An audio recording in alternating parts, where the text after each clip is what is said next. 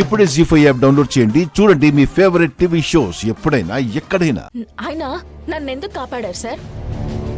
నేను మీ శత్రు శరత్చంద్ర కూతుర్ని కదా. కాపాడినా మీకు పాపం అంటుకుంటుంది కదా.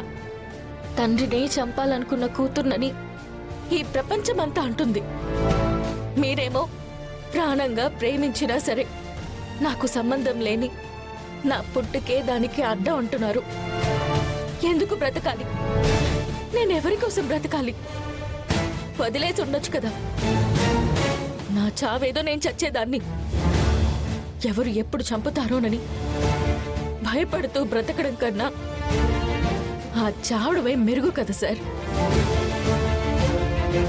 ఏదేమైనా శత్రువు కూతుర్నని మర్చిపోయి కాపాడినందుకు చాలా థ్యాంక్స్. వస్తాను. ఆగు.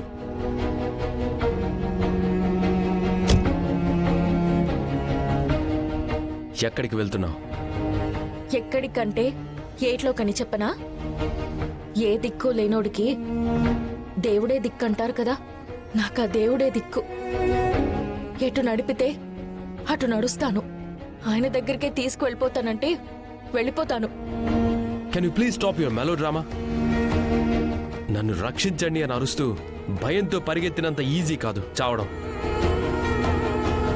చూసావుగా, వాడు ఈ రోజు కాకపోతే రేపైనా నిన్ను చంపుతానని వార్నింగ్ ఇచ్చి వెళ్ళాడు.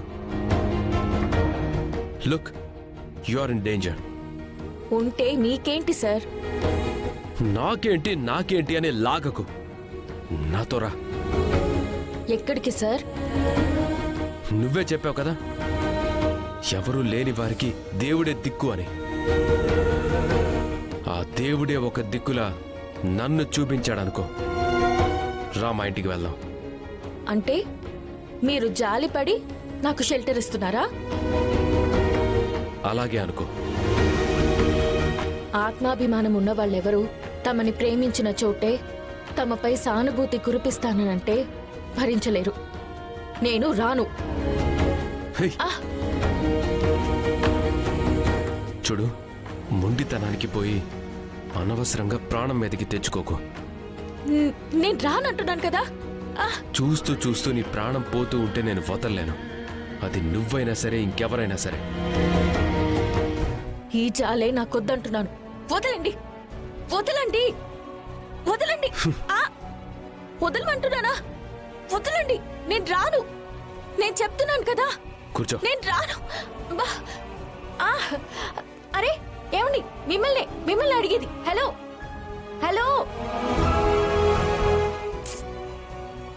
అబ్బా, ఏంటండి మీరు?